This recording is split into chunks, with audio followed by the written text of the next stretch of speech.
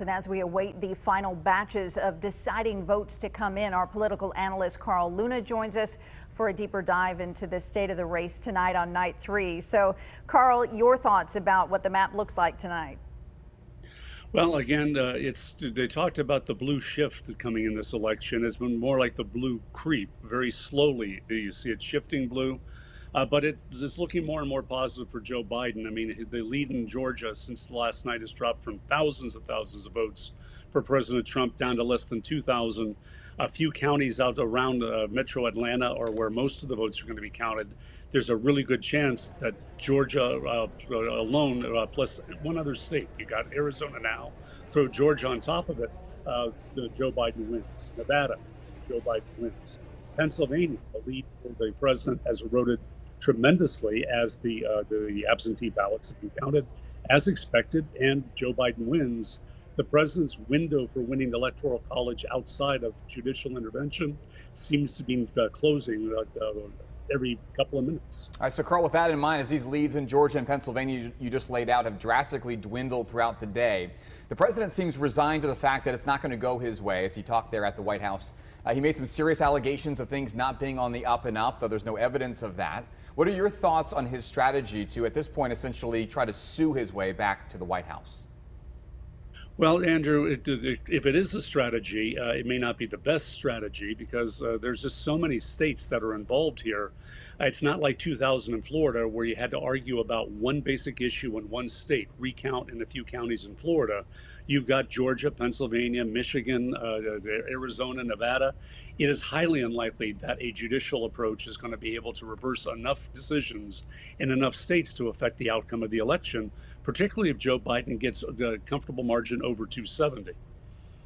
And Carl, any roadmap at all? We don't know what the legal challenges necessarily will be, but how long this could take? Kathleen, that becomes the holiday question. In 2000, it was 36 days. It was into December before these were resolved. Now the window is by December 10th, states have to certify their electoral count or they will not count, which could mean that you end up with nobody with majority electoral college if this is all bogged down in January when the House convenes. And then the House has to decide between it, and then President Trump wins then because he will have more states that are controlled by Republicans, with each state getting one vote. But I would bet this is going to go on at least till Thanksgiving and afterwards. And then maybe they certify delegations and it goes to a normal resolution. Carl, fair to say this has felt relatively bizarre here for the last couple of days. Looking forward, it could continue to be so. What do you make of the possibility that Joe Biden is in fact projected as the president-elect, soon to be the 46th president of the United States, while President Trump refuses to concede? How would that play out?